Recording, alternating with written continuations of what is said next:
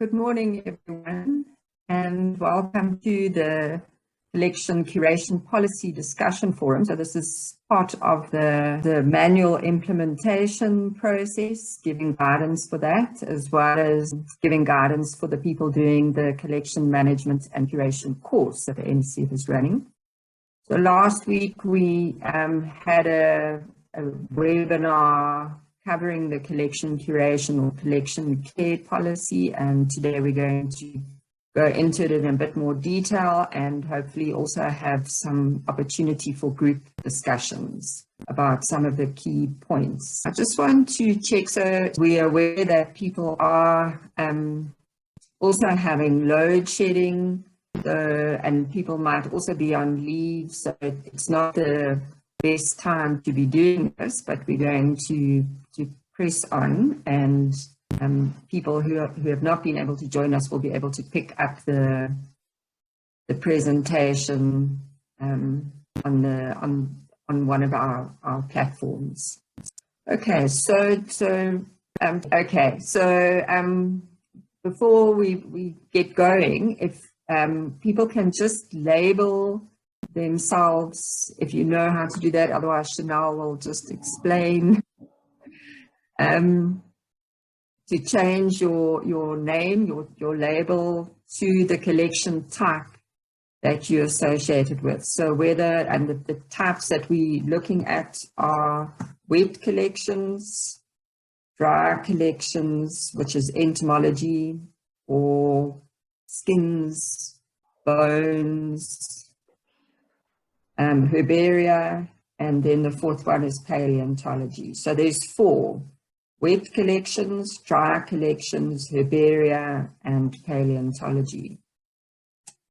Okay, so I'll break into groups according to the collection type that we work with.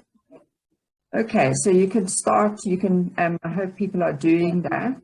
I'm hoping that we have a fairly even spread of people.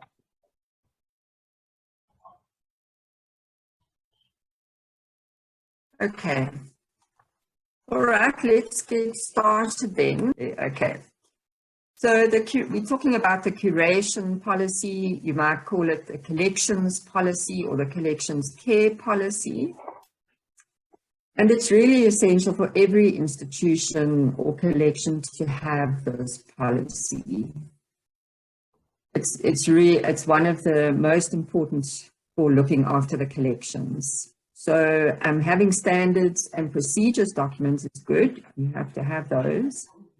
The policy provides guidance about them. So we were saying that having standards and procedures documents is good, but you need the policy framework really to put those documents under. Policy compliance, some aspects are also important for legal purposes and for regulations, legislation, and audits. So things like CITES, TOPS, and GRAP 103 all require something, and you need a policy for that.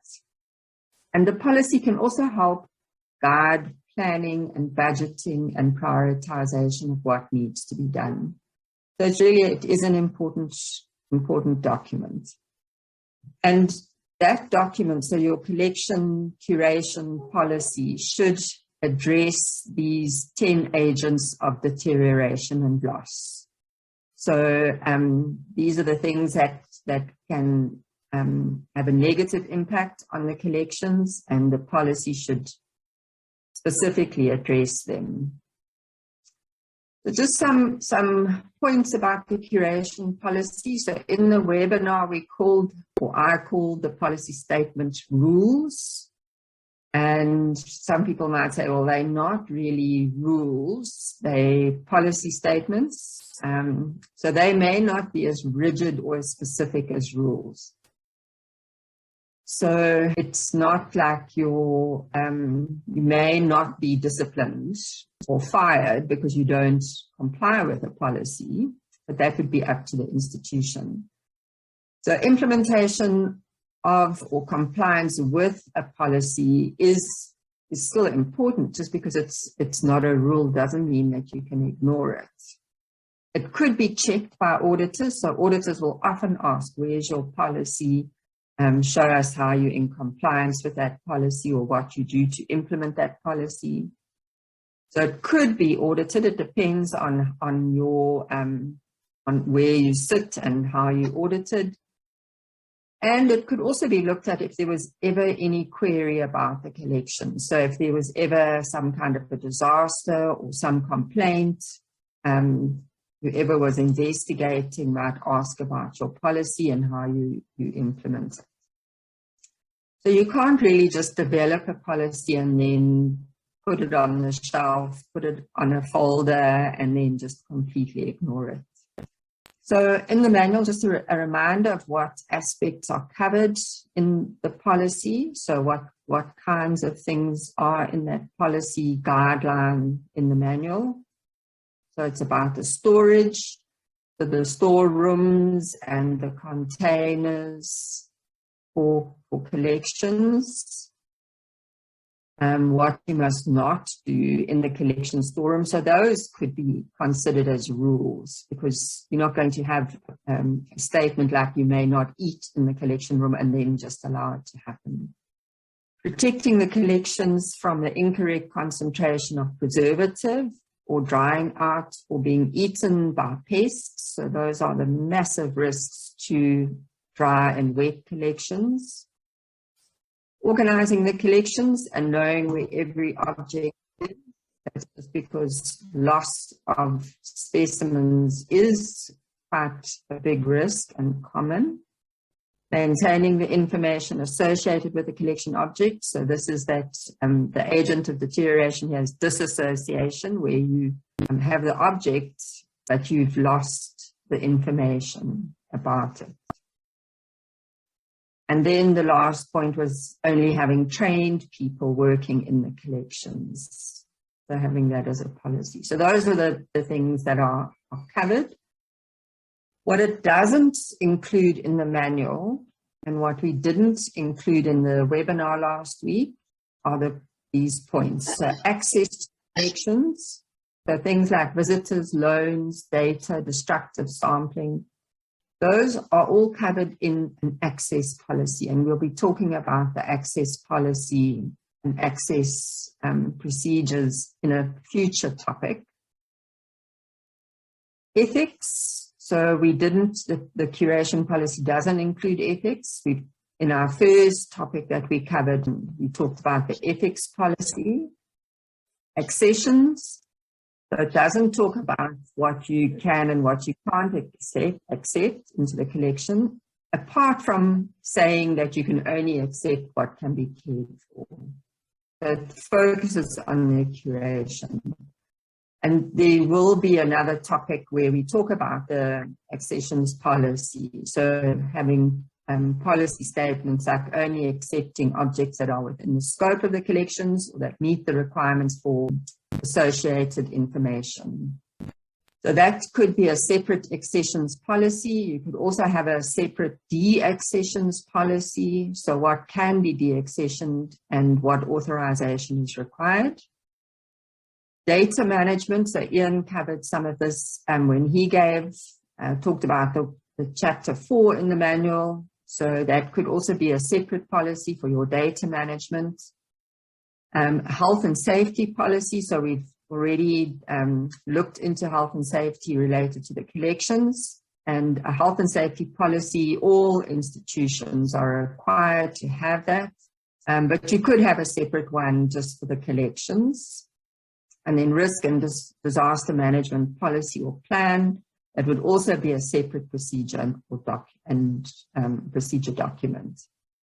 So there are options here. So you can either refer to all of these other policies in your collection care curation policy. So you'll make reference to them, but they'll be separate policies. Or you could include all of these aspects into one single policy document if you find that's going to be easier. So there's two options there. But just to say that, you know, what we're talking about now is not covering these aspects. What we also didn't say about what needs to go into the policy, but it should be there. So who is the policy applicable to? So who does it, who's it relevant to? And that would basically be anybody who works in those collections or is responsible for them. And then you can have a roles and responsibility section. So who's responsible overall for the policy implementation or compliance? And that could be your director, your curator. It depends on your structure. And then who else is responsible for the other activities covered by the policy? So it's good to say it's the technician does this, this, and this. The collection manager does this, this, and this. You know, so spell out who's responsible for the different things in the policy. And then a section on the review. So when is it up for review? So policies are usually reviewed every 3 years or every 5 years, it will depend. But just to say, you know, you're going to change your policy, and it's better to have a policy, even if it's not perfect, rather than saying, it's too difficult to do this. So you can always fix problems when you go through a review process. And then finally, an authorization. So who signs off on the policy and when did they sign off? So it should be dated and it should be signed off by the appropriate people. So those those things can be included, or they should be included in your policy document. And then just a bit about what does it mean when you have an institutional policy. So these are guidelines. I spoke about whether they're rules or guidelines. And it'll really depend how you use this. So if you think about your institution's human resource policies or your supply chain management policy, I know in SANBI, these are rules. So, you know, if it's not what the policy says, you can't do it. So in some cases, it can be quite a strong statement, you know, it can be quite strong in terms of having to do it. But sometimes it's guidelines that are very useful when you need to make a decision. You go back and you see, what does the policy say? So it might not give you a specific answer, but it should provide the guidance. And then just this point again about having standards and procedures, if there's no policy statement about implementing these, then they're not implemented, or there's no kind of framework to push them to be implemented. And then I think it's a big question that people will have had last week after the webinar or just after reading the manual. What about if there's a statement in the best practice list in the manual, so in that list of 40 points for guidelines. So what if it's there and you can't implement it because of budget or staffing or your building or what you've currently got? So what do you do about that? You're going to have to decide whether it's something that you can work towards and to be able to show that you're doing this. So not just say, oh, we're working towards it, but to actually show that you are doing it. Or you have to think about if it's something that will never be feasible, it's unchangeable. So it's not like you put it in your policy, even, you know, knowing that it's impossible. You have to think about how critical it is for the protection of the collection as well. So you can't just take policy statements from somewhere else and just stick them in your policy and that's it. You have to think quite carefully about it. So just think about some examples. Think about the importance of that particular policy statement. Is the statement critical? So implementing that statement, is it critical to protecting the collection from loss or deterioration? Or is it critical in terms of legislation, laws, audit requirements? If it is critical, then you should have it in your policy. But you also have to think about the feasibility. Can you work towards it over time? If it's not critical and it's not feasible, then you may just leave that point out of your policy. Or you could modify or lessen the statement.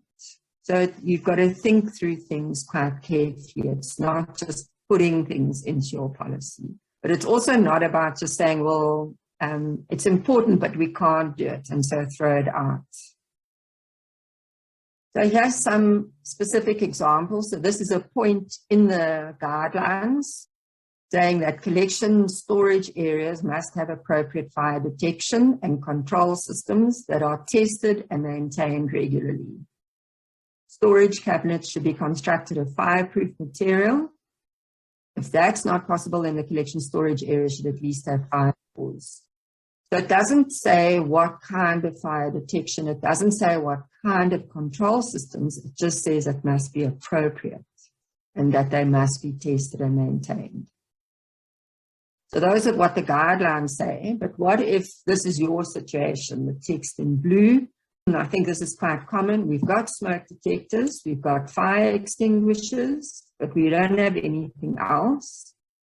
Our fire extinguishers are regularly serviced. We don't have cabinets. So there's a picture of this. This is just a made up response, but yeah, this could be a picture of it. We don't have cabinets. We've got open wooden shelving. We don't have a lot of budget for the collections. So can we really have a statement like this in our policy? So you have to think about the scale of the risk here. So fire is a massive risk that can easily destroy the entire collection. So for this, it's a critical policy statement. You can make improvements on what you already have. You can add fire doors, you can add you can have your smoke detectors regularly checked, and you can work towards getting storage cabinets.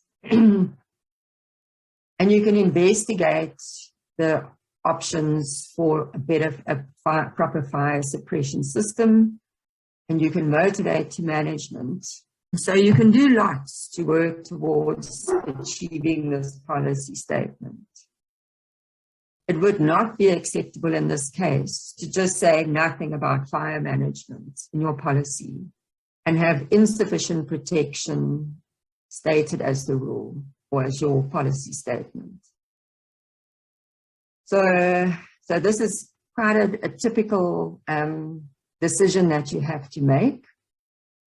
Okay, this is another guideline statement in the manual. The location of each collection object in the collection must be included in the collection database, and movement of the collection object must be documented. So each object in your collection, where it is, whatever drawer, cabinet, room, should be reflected in your database. And if you move it, then you update your database to show that. If you remove something from a shelf, to send it on loan, you put in place a sheet, tag to say that it's been removed. So I don't know how many collection people do this, but I know that to start from scratch, if you've got 1 million specimens in your collection, to start having to do this now is a big job. And what quite a lot of people would say is, we've never done this, and we just don't have the staff or the time to do it. So we don't think we should put this into our policy. But yeah, you've got to think about GRAP 103. It's a GRAP 103 requirement. So government accounting standards and audits say it must be done. Specimens are valuable assets. So if you think about your asset register and how the auditors come and check where your assets are, and you've got to be able to tell them which room it is and have an inventory on everybody's door saying which chairs and tables and whatever else you've got there. And your collections are just as valuable as a chair or a cupboard. And so it's really a responsible thing to know where your assets are. And if you don't currently do this, or you've never done it, then you need to develop a plan to achieve it. Think about maybe some additional temporary staff, interns, students to help. or involving all the staff, setting a time aside, some time to assist. So it's feasible. This can be done. This is not something that's unchangeable. You would just need to have a plan to be able to do it. And it may be a 5-year plan. Unless you audited by the Auditor General, then they've put big pressure on everybody to do it. There's a third example. So fluid preserved collection objects must be housed separately from dry preserved collections and have appropriate ventilation and fire protection. So I know in some cases this might be a challenge. So this in the blue, this is an example of a response. We only have one collection storeroom. There's a large pinned insect collection and one metal cabinet with wet specimens. We have good ventilation, we've got a proper extractor, we've got good fire suppression, it's gas, we've got light switches outside the room. We never top up ethanol inside that storeroom. We take the specimens out so there can't be any buildup of ethanol fumes. And it's unlikely that we can ever get another storeroom built or found for these wet specimens. So can we just not have this statement in our policy? So fire is still a risk. That's the biggest risk when you've got ethanol collections, and dry collections are there too. So you've mitigated with some equipment, but there's still a risk. So complying with the statement is feasible. You could move that cabinet to a corridor or to a lab, but that would mean then that the wet collection is at risk because it's not going to be in appropriate storage. So it's not going to have proper temperature control or extraction or fire protection. So then you'd have to think about, well, how important is this wet collection? Is it a core collection or is it not?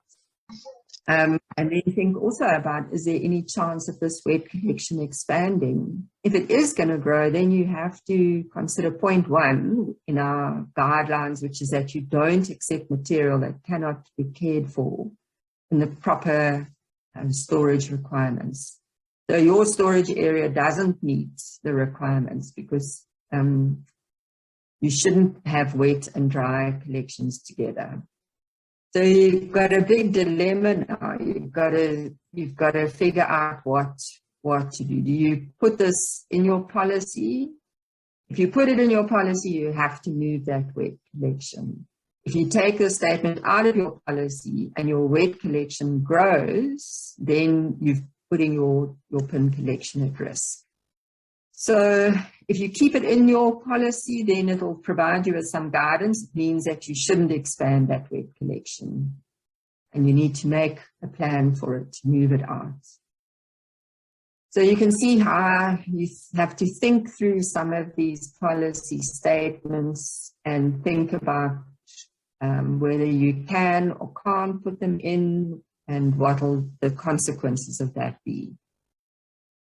Okay, so now what we're going to do is we're going to break into groups for 30 minutes.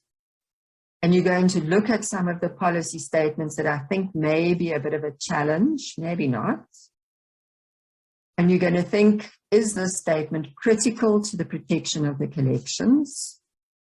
Is it feasible to comply with the statement or work towards implementing it? So it may be different depending on different institutions and circumstances, but it will be good for you to discuss and get an insight into different thinking. And then to also think about what are the challenges or obstacles to complying with the statement. So you're going to think, is it critical? Is it feasible? And what are the challenges or obstacles to complying? So we're going to break into groups according to the collection type. We'll see whether that's going to be feasible. But all 4 groups, if there are 4, will look at these 2 points. So the first one is, no collection department shall obtain or accept donations of collection material that requires facilities or resources beyond the institution's budget or the collections. So basically, it means that if you don't have the correct storage facilities and you don't have enough staff, you can't accept any material into that collection. It means that you can't continue collecting, your own staff can't continue collecting and bringing it into the institution. I know that that will be a very controversial policy statement that especially the scientists who do a lot of collecting won't like it, because it means that you have to fix your circumstances before you can go and collect, or you have to put what you've collected into another institution that can accommodate it. But to just continue collecting when you don't have staff and you have no proper fire suppression, no environmental controls, not enough topping up or checking for pests, and when you don't have a proper database, so you can't keep bringing things in if everything's a mess. And then this next point, and this is also potentially quite controversial and difficult. So staff must be properly trained and comply with procedures and standards to ensure that the collections are protected against damage or deterioration. So implementing this would really mean that all staff, so all the curators, all the technicians, the collection manager would have had to go through a proper training, and or there would have to be a process to check their knowledge and make sure that they know what they're doing for all the processes. So those are two that all four groups are going to look at. The one about accepting material, the one about staff training. And then for the wet collections group, routine documented monitoring or checking system for preservative concentration levels must be carried out according to SOPs or best practice guidelines. So what this means is that you must have a regular process to check not only the levels of ethanol or whatever preservative you use, but also the concentration. So that means using Alcomon tablets, or it means using the alcohol density meter, and having some way of checking those. And then the next one is about all type material being marked with a color code to show its status. So this may be a challenge for wet collections. Can you have red colored labels for primary types, yellow for secondary types, whatever kind of system you may use? So those are the two policy statements that the wet collections group will discuss. Routine, so having a documented as well. It's not just saying we check, but having some way of recording what you found. Okay, for the dry collection group, so this will be the entomology, mammals, bird people. Collection storage areas must be kept sealed off from external exposure as far as possible. So doors and windows must be kept closed at all times, and any other openings while sealed. So this is really to protect the collections from pests, dust, and temperature fluctuations. So what it means is that, during the day, even if you've got people going in and out, you can't leave the doors open. If people are sitting there working in there to do something, they can't open the windows. And then the second point, guideline point for discussion by the dry collections group is that collections must be treated for pest management or control eradication as required by your SOP. So that one really should be, it's a really key one, but talk about maybe the feasibility and challenges for it. Then the herbarium group, so the 2 points that they're going to discuss, the location of each collection object in the collection must be included in the collection database, and movements of the collection object must be documented. And then the second one, and this one may be a little bit difficult, and I know that some challenge institutions, no eating, drinking, smoking, no living materials, so no pot plants, no little cages with your pet hamsters, nothing.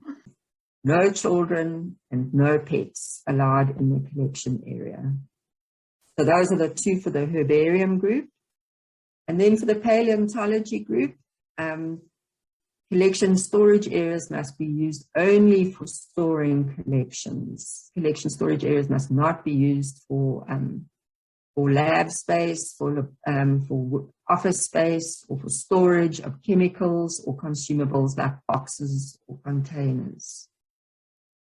So I don't know, I can imagine that for fossils, this may be a bit challenging, but talk about it. And then the second point is that collection objects must be fully documented in a hard copy accession register and labeled and databased before being incorporated into or being removed from the collection on loan or display. So those are your 2 points. And then after the half an hour, we're going to come back into plenary. We're not going to get full reports back, but we want to just share any key points or highlights or important learnings or anything that you think should be shared with the rest of the group. Okay, so that's going to be our group discussion. So everybody should be in the group, and when Chanel opens the group, you'll see the pop-up. You join that group, and you've got 30 minutes for the discussion. Make little notes. If something stands out for you, when we come back, you can post those into the chat box. But we'll also have an opportunity for people to speak. Okay, any questions? You can put your hand up if you've got any questions about the discussion. Okay, so yes, so some people may need to leave, but they'll, I mean, there's nothing we can do about it. And just if the others can continue, if possible. Let's hope that there's enough people to continue. And then the people who drop out, you can catch the last few slides. There are a few, so just check back onto the recording to see what those last few points, where we also talk about the assignment. Okay, any other points, questions, comments? No? Okay. All right, I'm actually thinking of just finishing the presentation and then we'll come back to the group discussion. All right, I think that it's going to be better to finish the presentation and then we'll go with the people who are left. We can do a group discussion. Okay, so I'm going to go back to the presentation. Sorry about that, but I think let's just adapt to our load shedding. Okay, so if you don't mind, we'll do that. We'll do this at the end with whoever's left. Okay, so there's just a few points. So what are you supposed to do for the manual implementation in terms of this policy? And also for assignment 8. So we'll provide more details for assignment 8, again, a template and more detailed guidelines. But basically what we're asking is to check whether you have an existing policy that is for the collections or curation or care of the collections. And then to go through that policy and to see what aspects does it cover. Does it cover those 10 agents of deterioration or loss? If not, what are the gaps?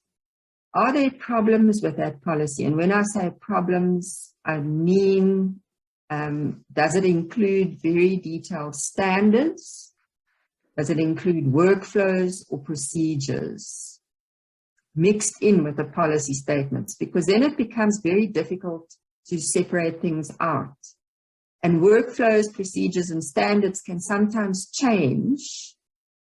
And whereas your policy statements don't change that easily.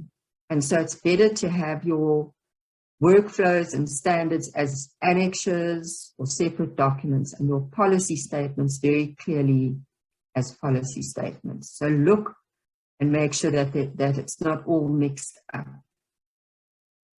Look if there's any points that the manual lists as those guidelines. Look and see if there's any of those that are missing. And see whether the gaps are important or relevant. Maybe they're minor, maybe they're not relevant to your type of collection. And then to think about how would you, if there are gaps or if there are issues with that policy, how would it need to be revised to get it aligned with what's covered in the manual? So how much change would there need to be? Would it be a whole rewrite, or is it just an edit where you add some things in, maybe delete some things?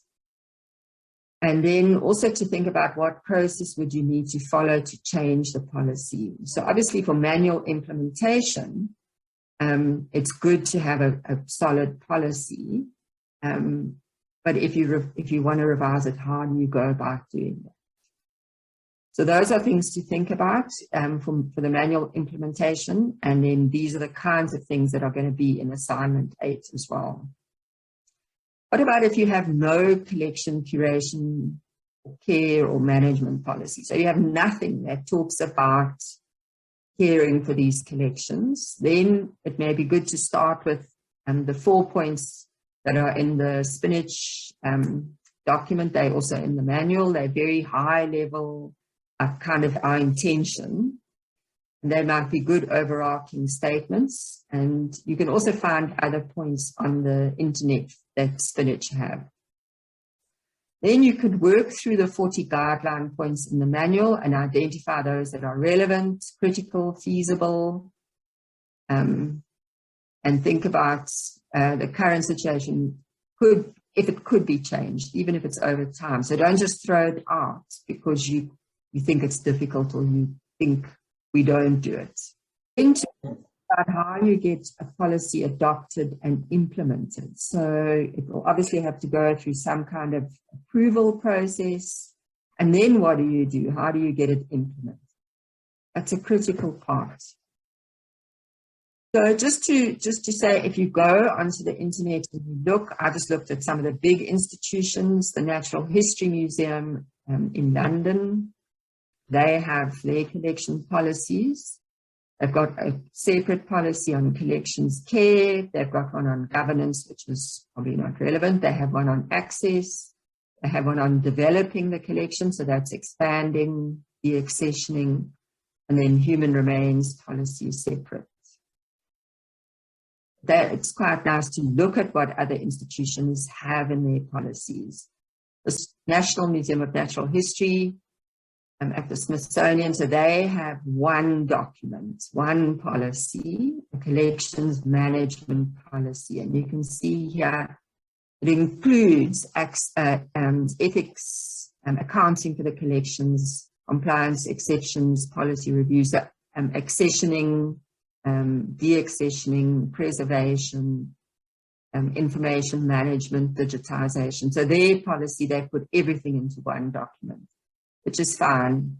The Harvard University Museum, the Museum of Comparative Zoology, their documents are also all online, and they've also got it all integrated into a single document.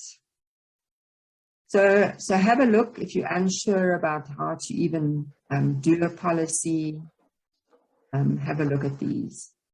So just to close then, I think it's important to be able to critically reflect on policy, not just to accept that what is there is okay.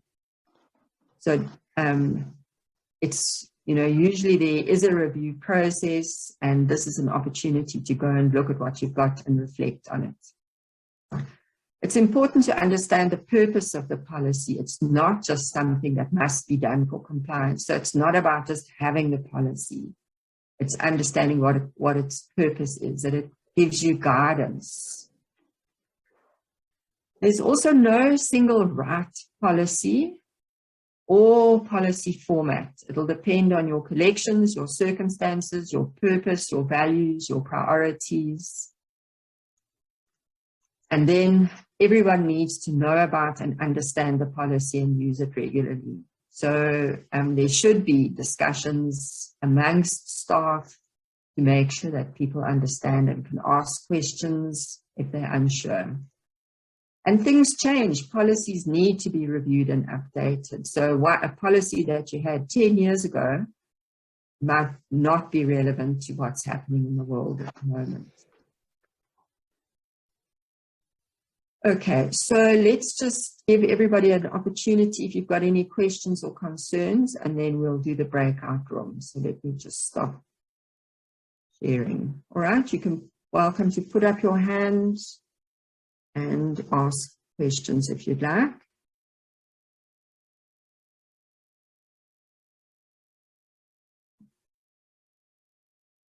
Nothing?